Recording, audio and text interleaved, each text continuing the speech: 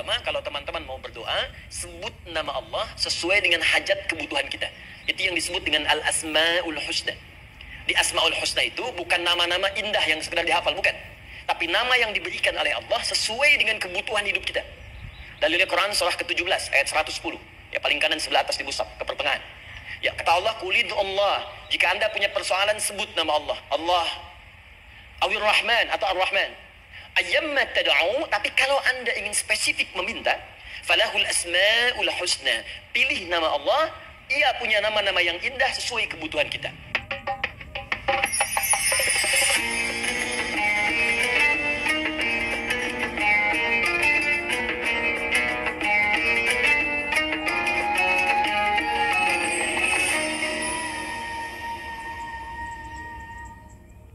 Alhamdulillah, kita baru saja menunaikan salat zuhur berjamaah. Semoga salat kita diterima oleh Allah Subhanahu wa taala. Ada dua hal yang paling penting tentang salat ini yang ditekankan dalam Al-Qur'an. Pertama, kenapa salat begitu penting ditunaikan? Karena ia akan menjadi pembeda antara Khalik dengan makhluk. Jadi kalau kita ingin bedakan Tuhan dengan hamba, maka di antara titik penting perbedaannya, kata Allah langsung, itu terletak pada aspek ibadah, khususnya sholat.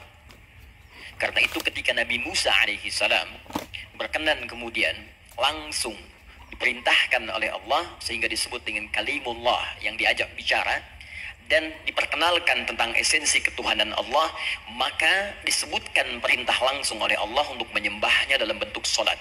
Al-Quran surah ke-20 Taha ayat ke-14. Kata Allah, "Innani anallahu la ilaha illa ana fa'budni wa aqimis salata li dzikri." Ya Musa, tidak ada Tuhan, kata Allah, selain saya.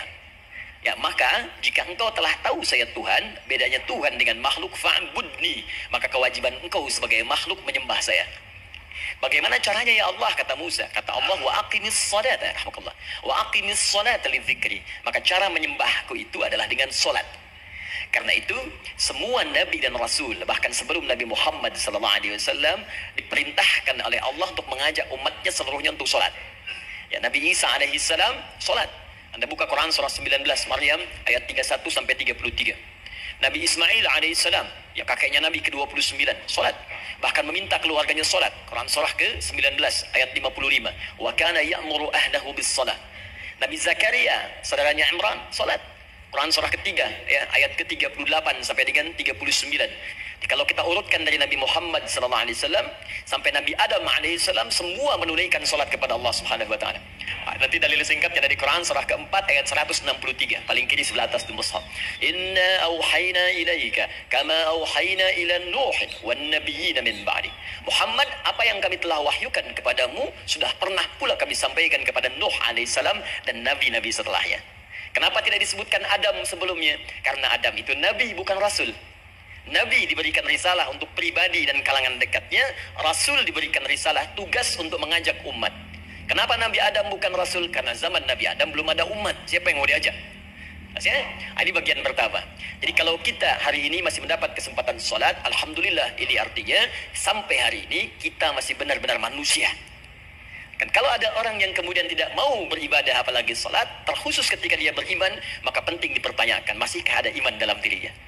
Karena itu kata Allah dalam Al-Quran, surah ke-8 ayat yang kedua, "Aku akan perdengarkan namaku, sehingga ketika disebutkan itu, kita bisa menguji adakah getaran iman dalam jiwa kita." Quran surah 8 Al-Anfal ayat kedua. "Innamal mu'minuna alladzina idza dzukirallahu wajilat qulubuhum." Sungguh orang yang masih punya iman itu, kalau diperdengarkan nama Allah kepadanya, akan ada getaran dalam jiwanya. Karena itu setiap hari 5 kali diperdengarkan nama Allah, untuk menguji di jiwa kita masih ada iman tidak. Bahkan dari bangun tidur, bayangkan waktunya dibagi sempurna persis. Dari mulai subuh baru bangun, menjelang ke siang, mau berakhir siang ke sore, sore pindah ke maghrib, hilang kemudian muncul gelap malam. 5 kali persis dibagi waktu. Diperdengarkan untuk menguji, kira-kira setelah subuh siang masih ada nggak iman? Sore masih ada nggak? Ya Allahu Akbar, Allahu Akbar. Karena itu kalau iman masih ada melekat di jiwa kita, demi Allah saya katakan, begitu kita mendengar suara azan, pasti hati kita akan mengatakan, Allahu Akbar, Allahu Akbar. Wih, sudah azannya. Pernah begitu? Ya walaupun mungkin setelah selesai la ilaha illallah baru azan, belum qomat. Itu normal, gak apa-apa. Yang penting iman masih ada. Nah, ini menunjukkan ada getaran dalam jiwa. Satu itu. Yang kedua, ini yang jarang dimanfaatkan teman-teman. Jadi seringkali sholat dimaknai pada ibadah formal bagian pertama saja. Adapun yang keduanya, ini yang jarang digali. Padahal sekali saja dalam sehari, itu 5 kali Allah menunggu kita. Ternyata sholat itu satu-satunya wasilah ibadah yang disebutkan dalam Al-Quran untuk langsung memohonkan semua kebutuhan yang kita rasakan. Bahkan sebelum kita diminta sholat, itu kalimat pertamanya bukan ibadahnya. Kata Allah, kau punya masalah apa? Sedang butuh apa? Sedang punya problem apa? Buka Quran surah kedua Al-Baqarah ayat ke-45 sampai 46. Paling kanan pertengahan di usap. Wasta'inu bis-sabri was-salah. Perhatikan kalimatnya, indah sekali. Ya Allah menempatkan sholatnya bagian kedua. Kata Allah, wasta'inu, hei hambaku, jika kalian punya persoalan dalam kehidupan, maka perhatikan kalimatnya baik-baik. Wasta'inu, mintakan solusinya kepadaku. Jadi kalau sedang punya masalah, bukan bikin status, gak akan selesai. Sedang eksplorasi minyak, gak keluar-keluar, bikin status. Duh, susah sekali yang ngebornya. Gak akan selesai. Jalan macet, bikin status. Jakarta macet, ya gak akan selesai. Ya, apa yang harus dilakukan kata Allah? Jika anda beriman kepadaku, yakin denganku, maka wasta'inu, punya persoalan, minta kepada Allah. Caranya bagaimana? Satu, bisabri, terima dulu masalah itu, jangan dikeluhkan. Kaidah lain muncul, karena mustahil saya akan titipkan persoalan kalau tidak anda mampu mengatasinya. Kaidah Quran surah kedua ayat 286, kita hafal ayatnya. La yukallifullahu nafsan illa usaha. Perhatikan kaidahnya. Allah tidak mungkin menguji seorang hamba di luar batas kemampuannya. Jadi kalau kita sedang punya ujian di rumahkah, pekerjaankah, kehidupan sosialkah, sebesar apapun ujian itu kata Allah, memang karena anda yang sanggup. Kalau nggak sanggup nggak akan diuji. Di ujian itu berbanding lurus dengan kemampuan. Mustahil seorang hamba diuji di luar batas kemampuannya. Jadi kalau anda sekarang pun sedang punya masalah sebesar apapun, kata Allah, memang cuma kamu yang sanggup, yang lain tidak. Maka jangan mengeluh. Jangan anda katakan, ya Allah, why me? Kenapa saya? Kata Allah, why not? Memang kamu yang mampu, yang lain tidak. Nah, ketika anda bisa menerima itu dengan sabar, baru datang kalimat kedua, wassalah. Kemudian datang tunaikan sholat dan mintakan solusi kepadaku lewat sholat. Ya, sedikit ya, lihat sini. Saya berikan sedikit uraian Al-Quran. Saya boleh menulis ini? Boleh ya? Ibu, maaf, agak jauh. Ibu kelihatan ini? Oh, belum saya tulis. Bagaimana bisa kelihatan? Luar biasa. Cuma di Pertamina, belum ditulis, sudah kelihatan. Maaf, lihat sini. Wasta'inu. Baik, ya. Saya ingin sedikit sekali. Ini redaksi Quran itu indah sekali diksinya. Wasta'inu. Lihat sini. Kata Allah, jika anda punya persoalan dalam hidup, maka mintakan solusi. Terima dulu masalahnya dengan sabar, karena kita dipercaya oleh Allah. Gini cara memahaminya, Allah aja percaya dengan kita, masa kita nggak percaya diri? Allah yakin dengan kita, kita mampu, masa kita nggak yakin? Terima dengan sabar, kemudian wassalah, mintakan solusinya lewat salat. Kata perintahnya dibuka dengan kalimat wasta'inu. Kalau kita ingin rubah kata perintah ini, fi'il amr, ingin dirubah ke dalam bentuk permohonan, minta, maka rubah kalimatnya menjadi nasta'in. Lihat, nasta'in. Baik, wasta'inu, kata Allah, kalian punya persoalan, ayo minta solusi padaku. Terus kita pengen minta, ya Allah, kami ingin minta. Maka dalam bahasa Arab, kalau kita ingin merubah kalimat ini ke dalam bentuk permintaan, kita katakan nasta'in. Saya tanya pada anda, pernah nggak dalam sholat kita mengucapkan kalimat nasta'in? Ada? Masih ingat? Baik, apa kalimatnya? Iyyaka na'budu wa iyyaka nasta'in. Perhatikan, iyyaka na'budu wa iyyaka nasta'in. Iyyaka na'budu, iyyaka, ya Allah, engkau perintahkan aku untuk ibadah. Maka sekarang aku ibadah, sholat, hanya kepadamu saja. Kan kata Allah, kamu sholat. Terus kita katakan, iyyaka na'budu, sekarang kami sholat, ya Allah. Nama lain sholat itu ibadah. Kalau kita ibadah, na'budu. Dari mana tahunya nama lain salat ibadah? Quran surah ke-20 ayat ke-14. Fa'budni wa aqimis salata li dzikri. Ibadah kepadaku caranya salat. Maka saat salat kita katakan iyyaka na'budu. Ya Allah, engkau perintahkan aku untuk ibadah, sekarang aku ibadah. Wa iyyaka nasta'in. Dan sekarang aku sedang punya persoalan, ya Allah. Aku punya masalah. Aku punya problem.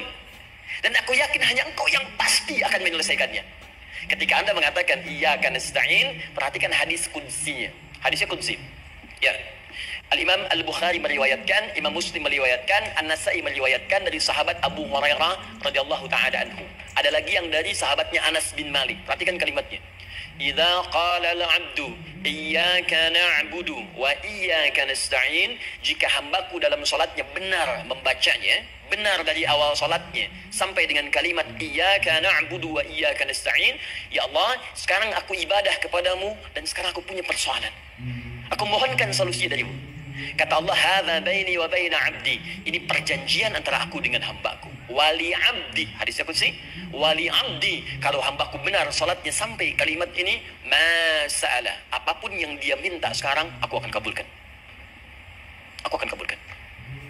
Pertanyaan saya, berapa di antara kita yang salat sampai detik ini ribuan kali ruku dan sujud yang memanfaatkan momentum ini untuk memohon? Siapa di antara kita yang ketika salat memohon kepada Allah solusi? Jangan-jangan selama ini salat itu hanya menjadi formalitas saja. Takbir, ruku, sujud, salam, selesai. Takbir, ruku, sujud, salam, selesai. Padahal Allah sudah menunggu hambaku, kamu itu punya masalah apa? Makanya setiap waktu dibagi 5 supaya hidup kita ringan. Subuh ke zuhur punya masalah, zuhur salat. Begitu kita mohon, tuntas masalah itu. Zuhur ke asar punya persoalan, asar salat. Dijawab oleh Allah, tuntas persoalan itu.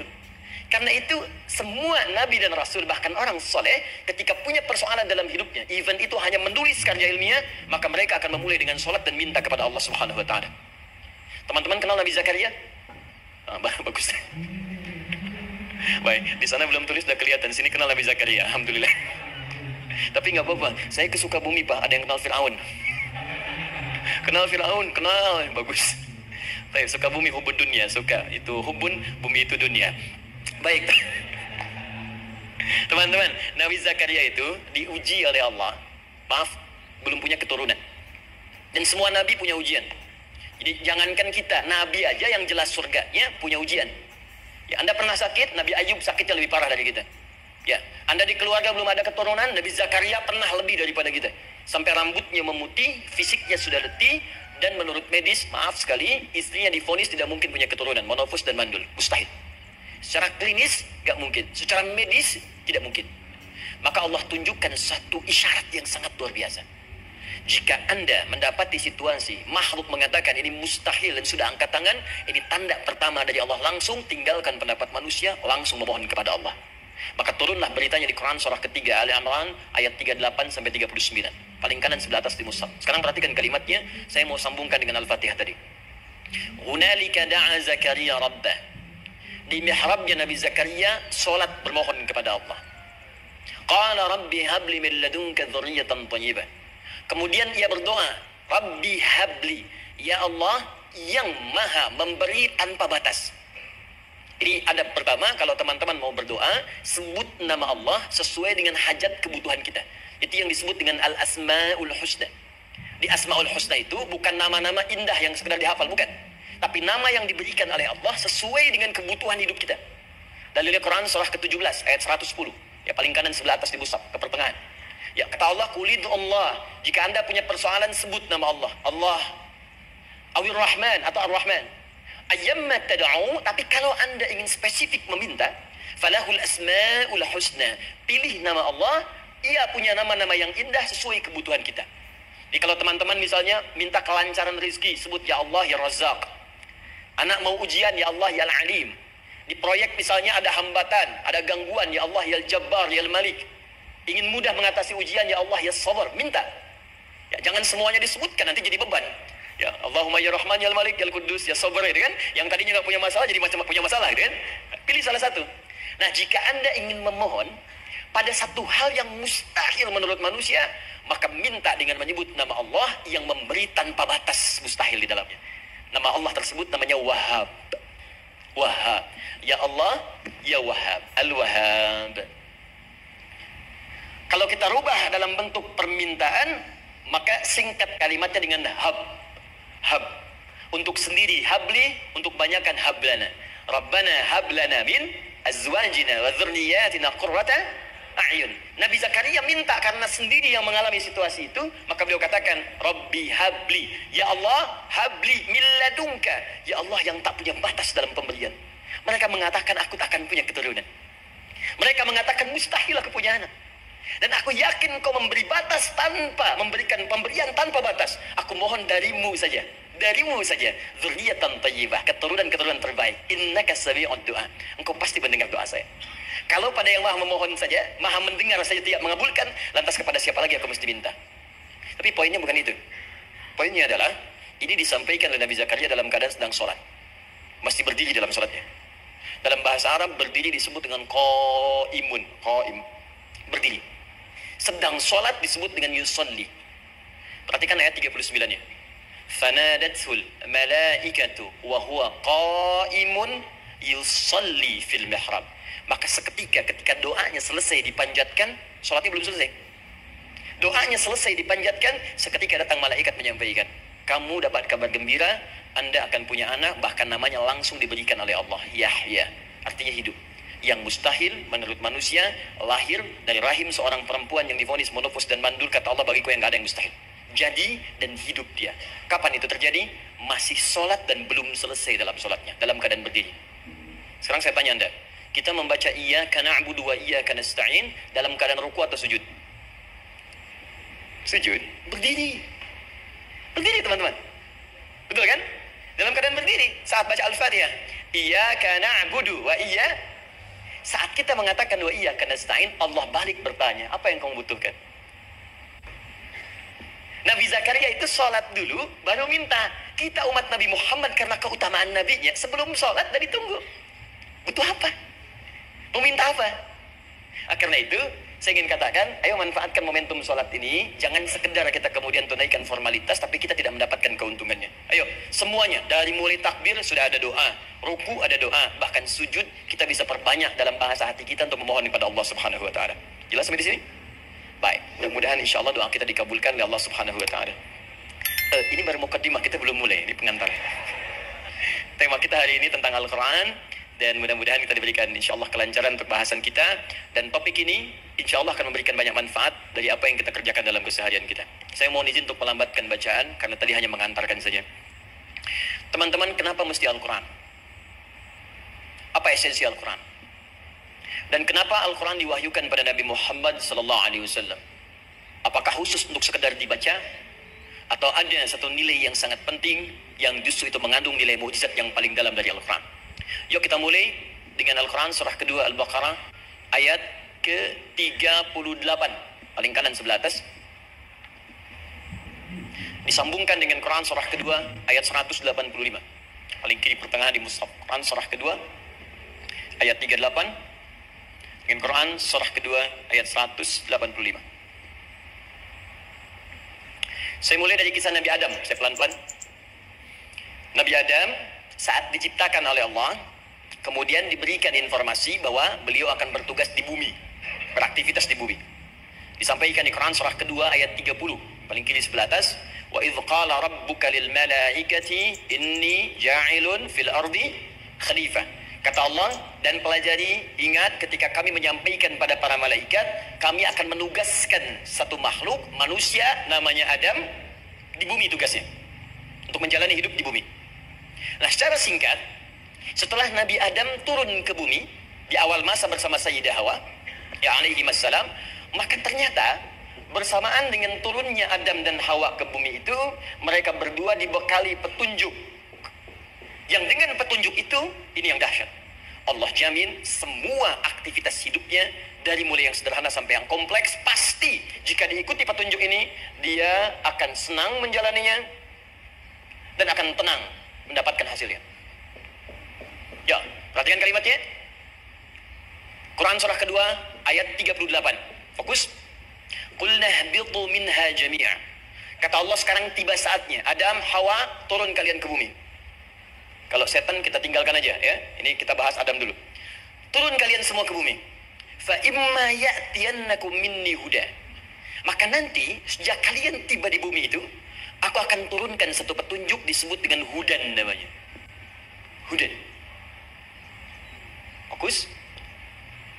Faman tabi'a hudaya, maka jika Anda dan keturunanmu mengikuti semua detil di petunjuk ini, fala khaufun 'alaihim wa lahum yahzanun, maka aku pastikan engkau dan seluruh keturunanmu akan menjalani hidup di muka bumi dengan tenang dan senang. Fala khauf. Khauf itu gelisah, takut. Lawan dari takut apa? Tenang. Lawan dari gelisah, tenang. Kata Allah, jika Anda mengikuti tuntunan hidup yang ini, maka saya jamin semua hidupmu tenang. Walahum yahzanun, dan saya pastikan selama hidup di muka bumi itu kalian tidak akan pernah bersedih. Senang. Lawan sedih itu senang. Jadi ternyata kita itu diminta tugas di bumi itu bukan untuk dipersulit. Jadi kalau ada yang hidup sampai saat ini sedih, ya, di rumah tangga sedih, di kantor nggak tenang, pasti di antara poinnya bukan nggak mampu senang, tapi boleh jadi yang hidup ini tidak membaca petunjuk kehidupannya. Anda kerja di perusahaan, teman-teman ada yang di Pertamina, ada yang di yang lain. Kalau Anda nggak ikuti petunjuk, kan pekerjaan tidak akan berlangsung dengan nyaman, kan?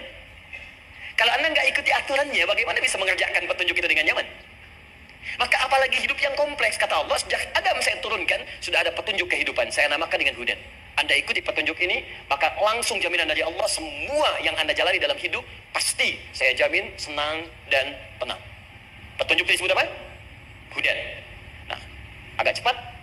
Di setiap masa, Nabi Adam selesai hidupnya, generasi kemudian berkembang, datang lagi Nabi Nuh, sampai ke Nabi Muhammad SAW. Perhatikan baik-baik. Setiap berganti generasi akan turun hudan sesuai dengan kebutuhan masyarakatnya pada saat itu.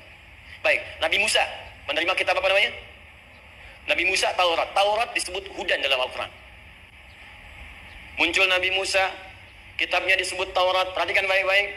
Tahukah teman-teman ketika Taurat disebutkan dalam Al-Quran? Buka Quran surah ke-17. Ya, ayat yang kedua. Wa ataina Musal kitaba. Kami berikan kepada Musa kitab. Lihat, wa ja'alnahu hudan li bani Israil. Dan kitab yang kami berikan itu, yang disebut Taurat, Ali Imran ayat yang ketiga, wa anzalat Taurata wal Injil. Kami berikan Taurat kepada Musa. Nah, saat Allah turunkan Taurat itu, hudan li bani Israil. Isi Taurat ini adalah petunjuk kehidupan khusus untuk Bani Israel saja, umatnya Musa. Jadi kalau umat Nabi Musa mengikuti petunjuk hudan Taurat ini, kata Allah, saya jamin semua hidupnya tenang dengan senang. Nabi Isa turun Injil. Injil disebut hudan dalam Al-Quran. Dan yang terakhir, saya cepat karena waktu kita terbatas, ketika Allah menurunkan Nabi Muhammad SAW dan dipilih sebagai Rasul, maka saat yang bersamaan beliau pun diberikan petunjuk untuk umatnya. Dan dahsyatnya, petunjuk itu pun disebut dengan hudan. Buka Quran surah kedua ayat 185. Syahr Ramadan alladhi unzila fihi al-Quran. Di bulan Ramadan itu, kata Allah, saya turunkan Al-Quran. Kenapa saya turunkan Al-Quran? Hudal linnas. Saya jadikan Quran ini sebagai petunjuk, pedoman hidup linnas, bukan terbatas untuk satu komunitas, tapi untuk seluruh manusia sampai kehidupan berakhir. An-Nas disebutkan 241 kali dalam Al-Quran, menunjuk pada semua manusia tanpa kecuali. Ini bedanya Al-Quran dengan kitab sebelumnya. Taurat hanya untuk kalangan tertentu saja. Jadi selesai nabinya, selesai kitabnya. Injil hanya kalangan tertentu saja. Nabinya selesai, selesai kemudian misinya. Tapi Al-Quran tidak. Ini kalimat pertama langsung dari Allah, walaupun nabinya wafat, tapi karena Al-Qurannya didesain oleh Allah untuk seluruh manusia sampai kehidupan berakhir, maka pasti Al-Quran itu di setiap masa akan mampu dijadikan pedoman dalam kehidupan. Nah, jadi prinsip pertama, ketika Allah menurunkan Al-Quran, sebenarnya tujuan utamanya bukan sekedar dibaca. Bukan. Tapi di dalamnya itu ada petunjuk hidup, Pak, Bu. Dan yang buat, yang menciptakan kita. Bukankah Anda kalau ingin memperbaiki sesuatu akan datang kepada penemunya, penciptanya? Anda punya handphone, ada masalah, kan datangnya ke counter handphone. Anda punya mobil, ada persoalan, bukankah datangnya ke dealer? Sekarang kita ingin tahu persoalan hidup kita, ingin tahu gambaran hidup kita, ingin tahu misi dan visi hidup kita. Kemana kita kemudian bertanya? Pada pencipta kita. Nah, kata Allah, ketika saya utus manusia pertama kali ke bumi, saya sudah turunkan bagaimana cara menjalani kehidupannya. Dan ternyata berita baiknya untuk kita diberikan oleh Allah satu petunjuk utuh, langsung disebutkan, isinya disebut dengan Al-Quran. Jadi dari Al-Fatihah sampai dengan An-Nas, dia bukan bacaan biasa. Semua di dalamnya ada petunjuk kehidupan kita dari mulai bahkan dalam kandungan sampai kita wafat kepada Allah Subhanahu wa taala. Kalau diikuti petunjuk ini, langsung turun jaminan dari Allah. Hidup kita pasti akan tenang dan nyaman. Saya bacakan cepat ya. Tapi nggak usah ditulis, nanti kalau teman-teman agak terlambat mengikutinya, Anda buka kembali rekamannya, Anda boleh runtutkan kembali. Saya baca cepat saja, dan ini insya Allah Anda hanya akan temukan dalam Al-Quran. Nanti saya berikan rahasia di akhir sebelum kita akhir. Yo, satu, Anda silahkan bandingkan dengan buku manapun, referensi manapun, Anda hanya akan temukan dalam Al-Quran. dari sejak sebelum lahir. Bagi perempuan yang tengah mengandung, langsung Allah berikan tuntunan bagaimana agar kandungan itu berjalan dengan sehat, nyaman, dan mudah ke persalinan. Quran surah ke-7 ayat 189. Perkembangannya bisa diamati dan dicek kemudian, ya baik ke dokter atau yang lain. Nanti perkembangannya disebutkan di Quran surah ke-22 ayat ke-5. Dirinci lagi di Quran surah ke-23 ayat 11 dari 9 sampai dengan 13. Kemudian mulai terlahir, dari lahiran diberi petunjuk oleh Allah. Nih, berikan ASI maksimal 2 tahun. Kalau ingin berhenti sebelum 2 tahun boleh. Begini caranya. Quran surah ke-2 ayat 233. Dari sampai usia 2 tahun menjelang balik, kata Allah berikan 4 pendidikan dini. Ini turunannya disebutkan 1, 2, 3, 4. Jika Anda ajarkan ini, maka anak ini akan tumbuh. 1, dekat dengan Allah. 2, dijamin taat pada orang tuanya. 3, dia akan baik dengan lingkungannya. Dan 4, dia akan bertahan dalam kebaikan sampai dia dewasa. Quran surah ke-31 ayat 13 sampai dengan 19. Usia 7 tahun, ya mulai dia balik misalnya, dia akan mulai belajar. Bagaimana cara belajar yang baik supaya cepat paham, gampang mengerti. Turun Quran surah ke-9 ayat 122. Amalannya di Quran surah 96 ayat yang pertama. Kemudian rinciannya diturunkan di Quran surah kedua ayat 282 di ujung ayatnya. Lalu bagaimana mencari sekolah yang bagus, majlis yang baik, guru-guru yang baik, diturunkan Quran surah ke-58 ayat ke-11. Dicontohkan tentang Maryam dan Nabi Isa alaihissalam di Quran surah ketiga ayat 35 sampai dengan 37. Naik lagi, dia mulai dewasa, ya mulai bergaul, bahkan kadang-kadang merantau, punya tempat komunitas berbeda. Bagaimana supaya dia bergaul tidak terpengaruhi lingkungan yang tidak baik. Maaf ya, kadang-kadang ibu yang sudah mengandung, melahirkan, ayah mencari nafkah, tiba-tiba anak pergi bahkan ke kampus, ke sekolah, dapat teman yang gak bagus, pulang-pulang mengecewakan Anda. Dan bagaimana menemukan tempat-tempat yang baik untuk bisa menjaga perilaku anak ini? Ditemukan nanti di Quran surah ke-49 ayat ke-13-nya. Dirinci perkembangannya di Quran surah ke-12 Yusuf ayat 2 sampai dengan ayat 29-nya. Sampai ketika dia akan mulai kemudian menikah. Kata Allah, pilih pasangan yang baik dengan ta'aruf, berikan mahar yang sempurna. Quran surah ke-4 ayat ke-4. Kemudian dia mulai menikah. Kata Allah, sebelum menikah, pelajari dulu fikih nikah. Banyak orang yang menikah tapi karena tidak belajar tentang persoalan rumah tangga, apa yang akan terjadi di rumah tangganya. Detil Pak, Bu. Kata Allah ini, kalau kamu berbuat begini akan ada miskomunikasi. Kalau ada miskomunikasi persoalannya akan begini, solusinya begini. Maka diturunkan dasarnya di Quran surah ke-30 ayat 21, detilnya di Quran surah ke-4 ayat 34 sampai dengan 35. Paling kiri sebelah atas sampai dengan ke tengahnya. Anda berlanjut, diterangkan oleh Allah, hei, tugas suami saat mulai pertama kali menikah, maka tugas yang pertama siapkan untuk mencari nafkah. Bagaimana caranya ya Allah? Diturunkan oleh Allah. 1, jangan takut kehilangan rezeki. Jangan pernah mencuri. Jangan pernah ngambil punya orang. Karena punya kamu akan saya berikan sempurna. Kamu ngambil punya orang, maka kamu akan milikkan diri sendiri. Itu akan dikembalikan pada yang berhak. Ya, turun Quran surah ke-51 ayat 22. Dirinci, begini cara nyarinya. Quran surah kedua ayat 168. Kalau Anda ingin cepat baru bergerak, rezekinya sudah dapat. Quran surah kedua ayat 172. Ada yang dahsyat, dia belum keluar, rezeki yang mendatangi dia. Jadi nanti di Al-Quran ada 8 jenis rizki. Di antara yang paling hebat, ada yang belum Anda datang, rizkinya sudah menjemput. Ada orang mendatangi rizki, ada rizki mendatangi dia. Contoh, Al-Imam Asy-Syafi'i sedang berdiskusi dengan Imam Malik, gurunya. Kata Imam Asy-Syafi'i, Syekh, rizki itu mesti saya cari dulu, baru kita dapat. Kata gurunya, ya Syafi'i, ada rizki yang cukup kita beramal dekat kepada Allah, dia akan datang tanpa kita cari dengan ikhtiar manusia. Kata Syafi'i, mustahil. Kata Quran kan kita kerja dulu baru datang. Kata Imam Malik gurunya, kamu yang belum sampai, kita amalkan ini, rizki datang. Maka berhenti sampai di situ. Imam Syafi'i pamit. Di jalan tiba-tiba beliau mendapati ada panen anggur, Pak, Bu. Terus dipanggil sama yang punya kebun. Ya pemuda, katanya, sini, mau bantu nggak? Kalau kamu bantu, kami berikan anggurnya. Maka beliau bantu panen, petik, sampai setelah selesai diberikan anggur yang besar-besar, hanum. Senyum senang beliau. Ternyata senangnya bukan karena dapat anggur. Senangnya karena merasa pendapatnya benar. Kalau saya nggak bantu panen ini, nggak akan dapat si anggur. Cuma karena saya bantu, saya diberi ini. Maka rasa senangnya inilah dibawa kemudian kepada gurunya, ingin laporan. Tapi perhatikan adabnya. Dia tidak mengatakan, guru, nih saya benar. Kalau saya nggak ikut panen, nggak dapat saya ini. Perhatikan kalimat Asy-Syafi'i. Guru, tadi saya di jalan, dipanggil oleh pemilik kebun, ikut panen anggur. Begitu saya bantu, saya diberikan anggur ini. Beliau tekankan dengan kalimat yang kencang pada kalimat, begitu saya bantu, saya dapat anggur ini. Imam Malik tersenyum mengatakan, Masya Allah Syafi'i, luar biasa. Ini siang begitu panasnya, tadi saya mau keluar ngajar, terfikir di benak saya, Allah, kalau ada anggur yang besar-besar, enak rasanya. Tiba-tiba kamu datang bawa anggur.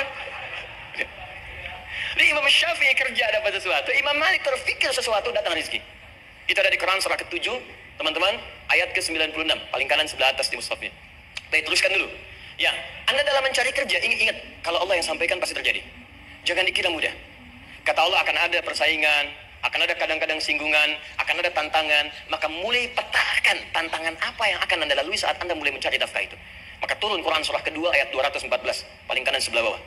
Am hasibtum an tadkhulul jannata. Hei, apa kamu mudah begitu saja mengira akan sukses dalam pekerjaanmu? Bahkan bisa diartikan surga, ingin masuk surga. Walamma ya'tikum mathalul ladzina khalau min qablikum. Sebelum engkau diuji seperti orang sukses dulu pernah sukses. Lihat mereka. Enggak ada orang sukses yang instan. Cuman balikan telapak tangan dapat tidak. Kata Allah, lihat orang-orang dulu. Lihat orang-orang hebat dulu. Bagaimana mereka bisa kaya, bisa sukses, bisa punya posisi. Masat umul ba'sa. Petakan olehmu tantangan apa yang akan dihadapi saat engkau bekerja itu. Satu, kata Allah, ba'sun. Ada yang ringan. Ya, ba's. Ba'sa jama' dari kata ba'sun. Dua, dara. Ini sudah menengah, jama' dari kata durun. Tiga, zilzal. Ini yang paling tinggi puncaknya. Jadi kalau Anda sudah mendapatkan ini, yakinlah, berarti Anda akan mendapatkan posisi yang tinggi. Karena mustahil orang besar diuji dengan ujian yang kecil. Zilzal, di bagian ketiga. Ba'sa, ba'sun, mulai. Kira-kira tantangan-tantangan ringan apa saja yang akan Anda hadapi? Ya, kalau saya contohkan misalnya dengan contoh yang lain singkat, Anda mau ke masjid, ingin konsisten, mulai hijrah, ingin dekat dengan Allah, tiba-tiba yang tadinya nggak mau ke masjid, mulai ke masjid, diuji dengan hujan. Hujan kecil, rintik-rintik, shower. Begitu hujan, orang Arab mengatakan kalau hujannya bisa lewat tanpa payung pun, orang Arab mengatakan la ba'sa. La ba'sa ini ringan. Orang kita sambungin, labas. Dari bahasa Arab, lewat. Jadi kalau Anda mau berangkat nih, siap bekerja, siap hadapi tantangan. Baru mau lewat hujan kecil, berarti itu tantangan kecil kita lewati. Macet, petakan, cari jalan yang kemudian sempurna, jalan yang kosong, buka Google-nya, buka Waze-nya, buka map-nya, cari. Jadi kalau pada yang kecil aja belum kita lewati, bagaimana mendapatkan yang besar? Anda mau ke masjid, dikasih hujan kecil, mau berangkat gak jadi. Papa, kenapa gak jadi? Hujan mah, kan ada payung, takut riak. Tuh. Setelah itu dara, maaf, tantangan fisik.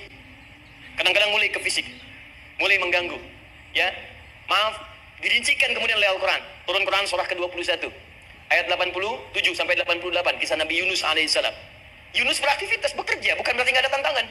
Kadang-kadang dibawa, kadang-kadang diusir, kadang-kadang Anda dapat misalnya proyek, kadang-kadang sudah mulai masukkan tender, tiba-tiba gagal, diserobot orang, kadang-kadang orang yang dapat, Anda yang ngajukan, itu biasa. Kata Allah itu biasa, bukan cuma Anda, yang lain pun ada. Bukankah Allah ajarkan kisah Sayyidah Hajar alaihissalam dengan Ismail? Bukankah bolak-balik naik Safa Marwah, kadang di atas, kadang di bawah, kadang lihat peluang sampai Marwah ternyata bukan air.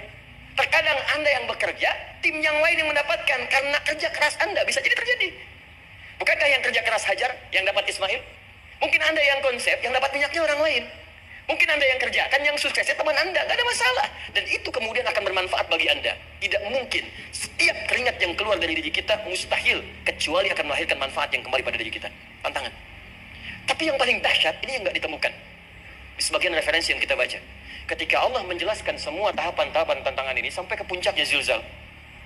Zilzal itu kalau bahasa sekarang gempa. Ada ujian yang mengguncang hati kita.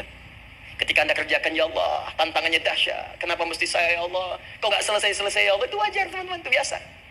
Kata Allah, orang dulu saja mengatakan, mata nasrullah, kapan ini selesai? Berbahagialah kalau teman-teman sudah mendapatkan tantangan puncak yang paling tinggi ini.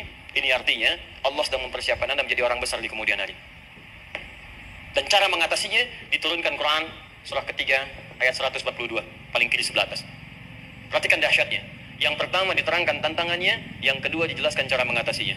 Saya mau berhenti sampai di titik ini, nanti saya terangkan cara berinteraksi dengan Al-Quran. Ya, perhatikan baik-baik. Kata Allah, jika kelak engkau sudah bisa memetakan tantangan ini, maka siapkan solusi untuk mengatasinya. Ayatnya dibuka dengan kalimat yang sama persis. Saya pernah sampaikan teori ini di dua perusahaan besar di Indonesia. Yang pertama ada satu perusahaan, karena ini direkam saya nggak sebutkan perusahaannya, perusahaan otomotif besar, sedang turun gratis, kemudian juga ada inflasi yang tinggi. Terus saya terangkan teori Quran. Ya praktekan berhasil, Pak. Padahal saat itu saya presentasi di depan non-muslim. Non-muslim. Sales-sales se-Indonesia dikumpulkan, saya bedah tentang ini. Dan mereka berhasil. Sampai sekarang naik lagi. Yang kedua sama, ini direkturnya juga non-muslim, tapi nggak apa-apa kita diskusi. Dan mau mendengar teori ini, dan praktekkan naik. Ya, dulu di satu perusahaan minyak juga, sedang turun, karyawan semua dikumpulkan, lalu kita bahas tentang ini, kita terangkan. Yang ini yang paling menarik dari Al-Quran. Kalimatnya sama persis, Quran surah ketiga, ayat 142. Am hasibtum an tadkhulul jannata. Apa Anda duga akan begitu mudah mendapatkan kesuksesan dalam hidup? Tolong fokus baik-baik. Jangan selalu mengartikan jannah dengan surga. Karena asal kata jannah itu artinya kesuksesan, kebahagiaan yang belum tampak. Surga, kenapa disebut dengan jannah? Karena itu puncak kebahagiaan kita yang belum nampak sekarang. Saya kasih rahasia ya, ini antara kita saja nih. Kalau ada kata jim dengan nun di depannya, itu pasti tidak nampak, tersembunyi. Apapun tambahannya. Ya, misal, jin kenapa disebut dengan jin? Karena memang ketika diciptakan, dia tidak tampak, tersembunyi. Lawannya ins, karena itu kita disebut ins, karena saat lahir kita tampak. 18 kali disebutkan dalam Al-Quran. Ya ma'syaral jinni wal ins, wa ma khalaqtul jinna wal ins. Jadi jin disebut jin karena memang fitrahnya tersembunyi, gak nampak. Jadi kalau ada jin melakukan penampakan, itu jin sedang kena masalah, sedang keluar dari fitrah. Sama dengan manusia, harusnya tampak. Jadi kalau ada manusia yang senang sembunyi-sembunyi, dia sama dengan, bukan saya bilang, sedang punya masalah. Ke kantor, sembunyi-sembunyi, hati-hati Pak Alfian tuh. Biasa ada pintu depan, masuk pintu belakang. Suami di rumah, buka WA, sembunyi-sembunyi, Bu hati-hati itu. Pulang ke pintu belakang, berarti sedang punya persoalan dalam hidup. Setiap ada jim dengan nun, pasti tersembunyi. Ibu punya janin, rahim, dalam rahim ada janin. Kenapa disebut dengan janin? Jim, nun, ya, nun. Karena sosok itu belum nampak dalam pandangan kita. Nanti kalau sudah lahir, baru tampak. Jannah, kenapa disebut jannah? Karena belum tampak dalam pandangan kita. Nanti kelihatan. Karena itu dalam Al-Quran, kata jannah itu tidak dikhususkan dengan surga. Tidak dikhususkan dengan surga. Kadang-kadang menunjuk aspek kesuksesan yang belum tampak. Anda mau ngomong minyak, minyaknya belum tampak. Belum kelihatan. Anda mau kerja, ya hasilnya kan belum tampak. Baru ikhtiar sekarang. Karena itu orang Arab disebut kaya kalau mereka mendapatkan kebun yang tak tampak sebelumnya. Kebun anggur, bukan kurma, kalau kurma banyak. Kebun anggur, ada apel, ada jeruk, sampingnya ada sungai-sungai, disebut dengan jannah. Ya, kalau punya unta, nggak kaya di Arab, biasa. Karena yang kelihatan padang pasir, unta, hitam, merah, biasa. Tapi kalau sudah punya kebun anggur, yang sulit di padang pasir ada kebun, itu baru disebut kaya. Karena itu orang Arab kadang mengartikan jannah dengan aspek kesuksesan yang belum tampak. Diartikan dengan kebun anggur, kebun apel, dan macam-macamnya. Perhatikan, am hasibtum an tadkhulul jannah. Apa Anda duga ingin sukses itu begitu mudah? Sukses jadi tidak.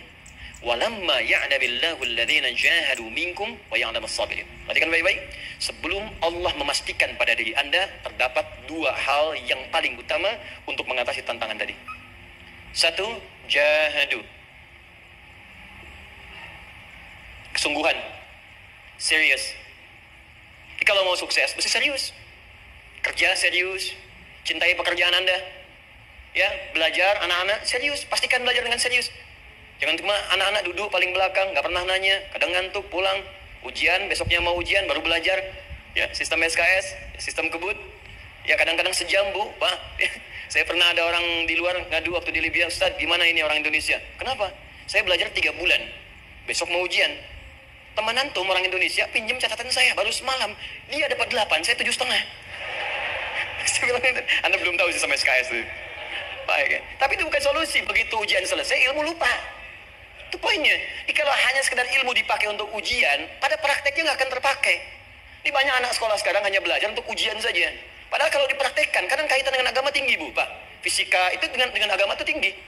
Gaya F1 sama dengan F2, gaya gerak sama dengan gaya dorong.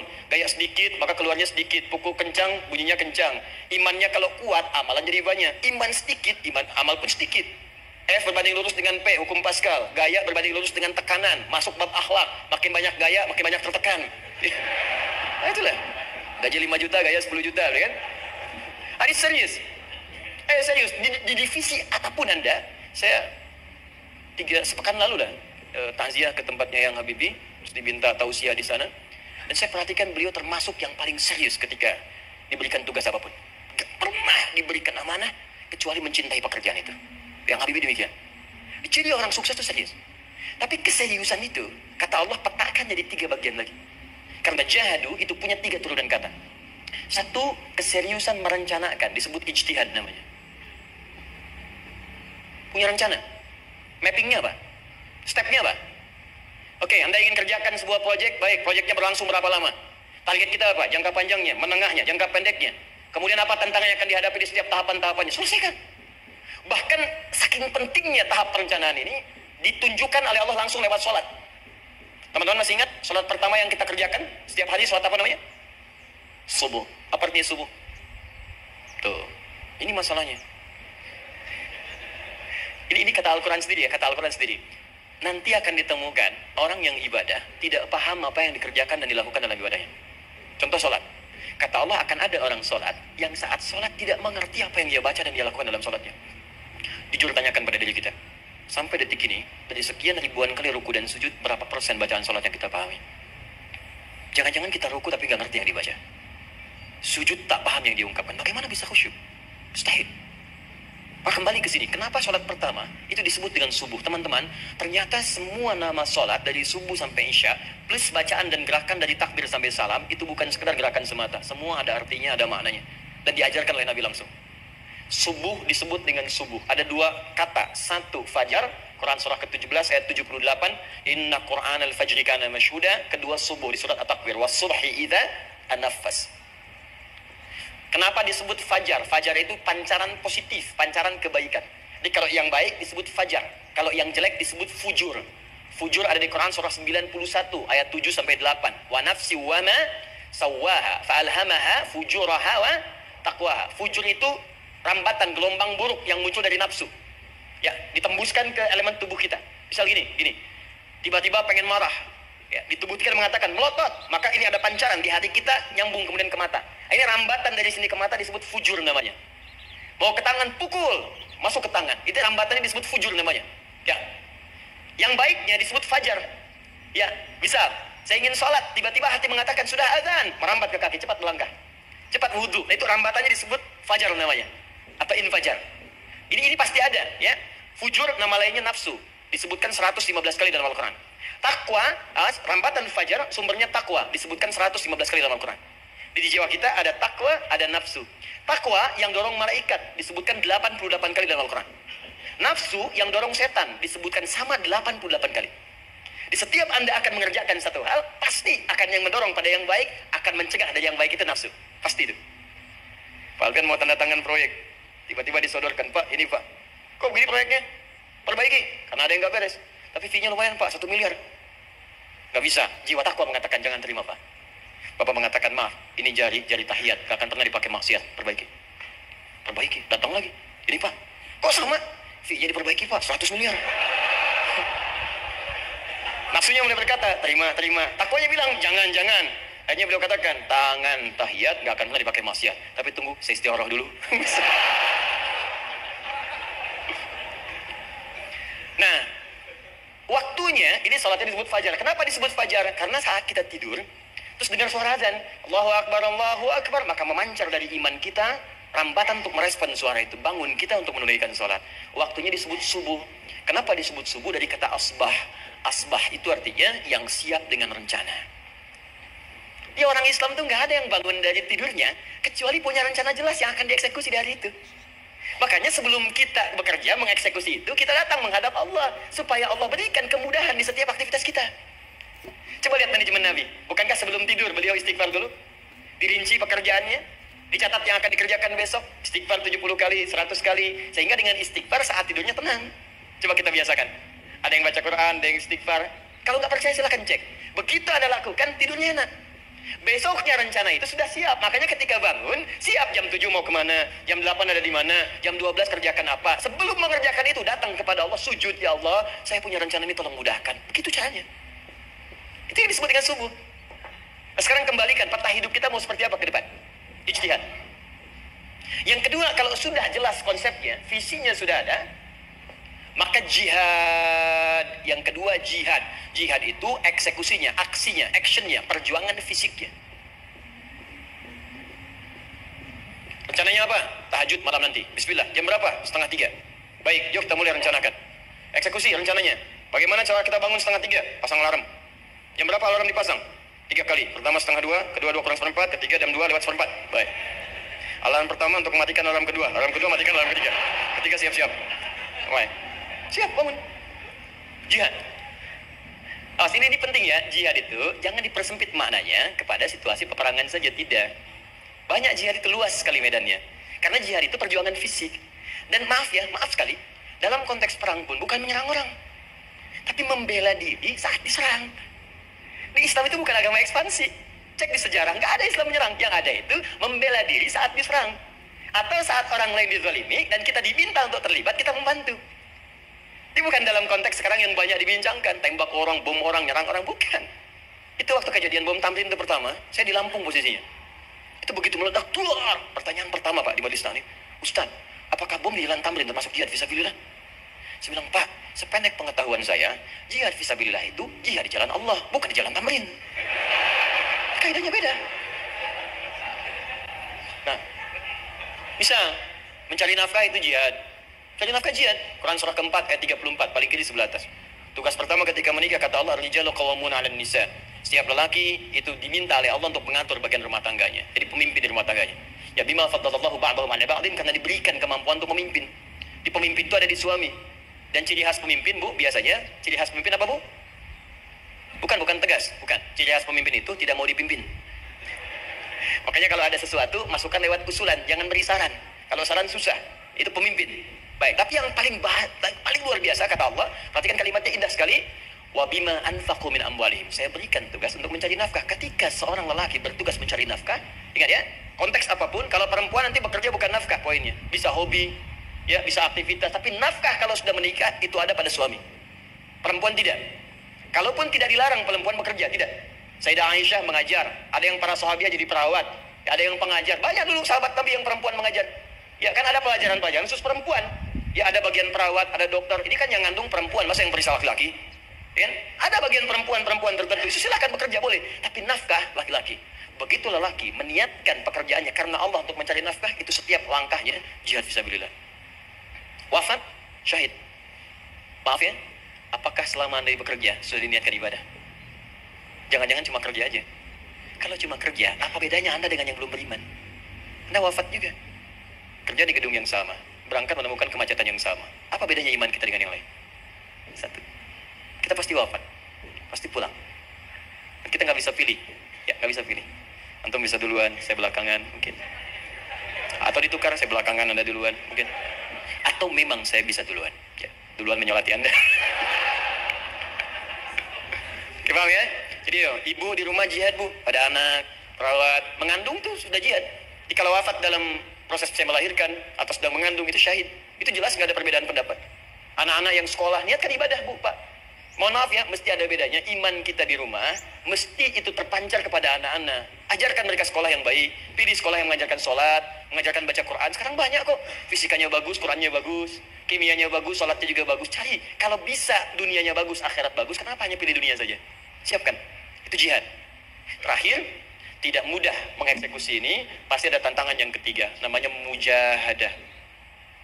Mujahadah. Tantangan mengatasi gejolak jiwa. Kadang-kadang malas, capek, ya, belum eksekusi dilakukan, sudah berdebat pada yang tidak penting, sehingga tidak menghasilkan kesimpulan, ragu-ragu, khawatir, maka atasi semua itu. Turun Quran surah kedua ayat 216. Kutiba alaikumul qitalu wa huwa kurhul lakum. Kalau engkau sedang tidak nyaman, maka perangi ketidaknyamanan itu jika engkau ingin mendapatkan kesuksesan yang telah engkau cita-citakan. Asa an takrahu syai'an fa huwa khairul lakum. Boleh jadi apa yang engkau tidak rasakan sekarang, engkau rasakan gak enak, gak nyaman, di balik itu Allah sedang siapkan sesuatu yang lebih baik untukmu. Wa asa an tuhibbu syai'an fa huwa syarrul lakum. Mungkin yang engkau harap-harap sekarang boleh jadi itu belum baik untukmu sekarang. Allahu ya'lamu wa antum la ta'lamun. Karena Allah lebih tahu masa depan, engkau pikiranmu pendek sampai di sini saja. Maka teman-teman sekalian, kembalikan lagi, tidak pernah Anda akan temukan dalam Al-Quran kecuali bimbingan hidup yang semuanya nyata. Silahkan cek. Itu baru pekerjaan. Belum ibu di rumah, ibu capek merawat anak, kadang mengeluh, kadang nangis. Turun Quran surah ke-17 ayat 23. Kadang-kadang ada beda pendapat dengan suami. Quran surah ke-4 ayat 34 sampai 35. Masalah kondangan saja, Pak, bisa beda pendapat. Ya. Ya, Pak, kan ada family gathering malam. Mama pakai baju apa ya? Hijau apa yang biru? Masya Allah, kata Anda biru bagus, mah. Kata Mama kayaknya hijau deh, Pak. Tuh. Nanya tapi udah punya jawaban. Ya, bagus kalau dipakai, begitu keluar kuning. Naik lagi, Anda udah 40 tahun, anak masih ada, turun Quran surah ke-46 ayat 15. Kemudian naik lagi sampai Anda sepuh, sampai kembali ke keadaan tidak normal seperti anak-anak lagi, Quran surah ke-22 ayat ke-5. Sampai ada amalan, kalau Anda jangan kira Anda akan hidup selamanya, Anda pasti wafat. Quran surah ke-3 ayat 185. Bahkan diajarkan kalau wafatnya ingin enak, begini caranya. Pelajari Pak, jangan cuma dunia, kita akan meninggal. Ini ada di Quran, kalau pengen meninggalnya enak, begini caranya. Ya kalau nggak percaya silahkan amalkan, nanti kita akan lihat di akhir. Ya, betul akan kelihatan. Quran surah ke-89 ayat 27 sampai 30. Kalau kalian nggak pelajari ini, silahkan kata Allah, saya berikan yang ini yang kedua sampai dipukulin malaikat. Quran surah ke-8 ayat ke-50. Sampai di alam kubur dijelaskan, kalau nanti Anda wafat, Anda pindah ke alam kubur, kalau ingin di kuburnya terang, nyaman, banyak rezekinya, lakukan amalan Quran surah ke-3 ayat 169 sampai 172. Tapi kalau Anda abai, Anda akan seperti Firaun dulu. Setiap pagi sampai petang ditampakkan neraka. Quran surah ke-40 teman-teman sekalian disampaikan oleh Allah langsung ya, dari ayat 45 sampai 46-nya. Sampai terjadi kiamat disampaikan Quran surah ke-75. Sampai dihisab, ada yang masuk surga tanpa hisab, Quran surah ke-2 ayat 25. Ada yang masuk neraka tanpa hisab. Ada. Kan yang kita tahu surga aja. Masuk neraka tanpa hisab ada. Quran surah 18 ayat 99 sampai dengan 100. Sampai disebutkan surga yang paling indah nomor 1 bersama Nabi dan orang-orang soleh. Jadi kalau Anda masuk sini, tetangga Anda semua Nabi. Ya, depannya Nabi Ibrahim, belakangnya Nabi Musa misalnya, samping kiri Nabi Yusuf, ya, samping kanan Nabi Muhammad SAW. Itu cuma 3 golongan. Orang soleh, para syuhada, orang-orang jujur dalam kehidupan dunianya. Jadi kalau Anda jadi pekerja yang jujur, taat kepada Allah, Anda berpotensi masuk surga bersama semua Nabi dan Rasul yang pernah diutus. Ya. Baik, itu ada di Quran surah ke-4 ayat ke-69. Ada yang kedua di Taman Surga, Quran surah ke-51 ayat 15 sampai dengan 18. Ada yang surga seluas langit dan bumi, Quran surah ke-3 ayat 133 sampai 134. Ada yang neraka yang biasa, ya, sebiasa-biasa nerakanya kebakar juga. Quran surah 4 ayat 56. Tingkat paling tinggi neraka jahanam untuk 2 golongan. Munafik, ingat, munafik dan kafir. Jadi kalau Anda pun muslim, jauhi perbuatan munafik. Karena munafik akan mengantarkan langsung ke dalam neraka jahanam. Quran surah ke-4 ayat 140. Mana yang tidak ada? Mana yang nggak ada di Quran? Semua ada. Bisnis ada, ya, birokrasi ada, diplomasi ada, mengajar ada, ilmu ada. Karena itu saya mau tutup, jika kita ingin benar mengeluarkan petunjuk ini, seperti orang dulu pernah melakukannya, maka kata Allah melalui lisan Rasulullah, turun Quran surah ke-29 ayat ke-45. Satu ini aja kita kerjakan, insya Allah ini akan beda kita rasakan. Utslu ma wuhya ilaika minal kitab. Jika kalian kemudian hidup di muka bumi, maka keluarkanlah bimbingan dari Al-Quran sesuai dengan kebutuhan kita secara tematik. Utslu itu dari kata tilawah. Tilawah itu baca, pahami, amalkan. Karena itu setiap kita baca Al-Quran, di sampingnya pasti ada yang menerjemahkan supaya kita paham. Betul kan? Ketika ada yang baca Al-Quran, di sampingnya ada siapa? Ya, sari tilawah kan? Baik, sari tilawah itu bahasa Indonesia. Ya, sari, sebetulnya tilawah saja. Tapi mungkin saat yang menerjemahkan dulu pertama di Indonesia, namanya Bu Sari. Karena itu disebut sari tilawah. Ya, kalau Adi mungkin ada di tilawah gitu kan. Nah, jadi teman-teman, caranya begini. Anda keluarkan sesuai kebutuhan. Nggak semua ayat Quran mesti kita kaji. Kalau mau dari awal, dari akhir, bagus. Kalau baca silahkan. Hatamkan, Nabi juga hatamkan. Tapi kalau Anda ingin ambil sesuai passion kita. Anda pebisnis, kenapa nggak mengeluarkan ayat bisnis di Quran? Teman-teman yang diperminyakan, keluarkan ayat-ayatnya ada. Quran surah At-Tur. Surah 52 itu, keluarkan. Ya, wal bahrul masjur. Dan jika Anda akan melakukan eksplorasi di laut, carilah laut yang punya nih kualifikasi begini. Yang di bawahnya ada endapan tanah yang melahirkan api, kata Allah tuh. Itu potensial ada minyaknya. Kalau yang kerja di batu bara, turun Quran surah Fatir, surah 35 ayat 27 sampai 29. Ini jenisnya. Ada yang kelihatan dari jauh, ada yang harus digali, ada yang kelihatan dari jauhnya kelihatan hijau, ada kelihatan menghitam. Disebutkan langsung. Ada. Kenapa nggak Anda turunkan dalam bentuk-bentuk tematik yang itu bagian kita? Ada yang pokok, ada yang spesifik. Yang pokok tentang sholat, karena semua orang sholat. Tentang ayah. Anda jadi ayah berapa tahun? Kenapa nggak dikeluarkan di Quran ayat-ayat tentang ayah? Kenapa nggak dikeluarkan di Quran ayat-ayat tentang ibu? Jangan jauh-jauh dulu bicaranya. Tentang belajar. Nah, nanti eksekusinya, kalau mau cepat, buka kitabnya Al-Imam Al-Bukhari.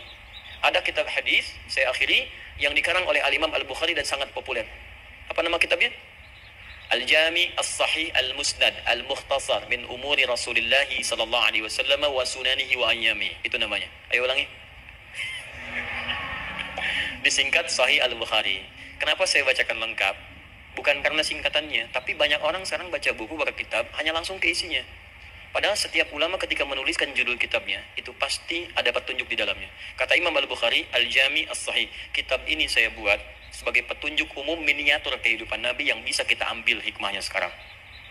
Jadi kalau kita pengen tahu bimbingan Nabi di masa lalu, supaya kita terapkan sekarang, buka kitab saya ini. Semuanya mustad bersambung kepada Nabi. Sahih saya pastikan, saya teliti satu-satu. Al-Mukhtasar, saya persingkat, gak bertele-tele. Nah, ini poinnya.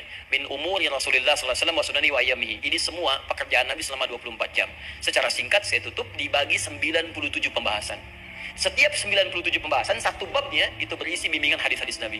Di situ ada bab tentang bisnis, kitabul tijarah. Bab tentang ilmu, kitabul ilmi. Bab bahkan tentang sakit, kalau pengen cepat sembuh apa? Kitabul marid. Bab tentang pemerintahan, kitabul imarah. Bab tentang penguatan iman, supaya naik gak turun-turun, kitabul iman. Anda tinggal pilih profesi apa, cari Sahih Al-Bukhari, harganya murah. Maaf, dibandingkan pulsa Anda pun masih murah kitab Al-Bukhari. Ya, beli 4 jilid cuma 350.000 yang bahasa Arab saja. Ya, kalau mau terjemahan, cari terjemahannya. Ya, dapatkan itu, keluarkan babnya sesuai profesi kita. Itu ketika dibuka kitab ini, yang pertama muncul ayat Quran dulu. Ini ayatnya, ini hadisnya. Ini ayatnya, ini hadisnya. Teman-teman gak usah baca semuanya. Keluarkan passion Anda apa, di situ belajar. Sebulan saya belajar ini, besok saya pindah lagi. Sebulan topik ini, besok ke topik yang lain lagi. Saya kira insya Allah, kalau itu kita terapkan dengan baik, maka Al-Quran akan hidup dalam seluruh aktivitas kita, dan mudah-mudahan keberkahan akan diturunkan oleh Allah Subhanahu wa Ta'ala.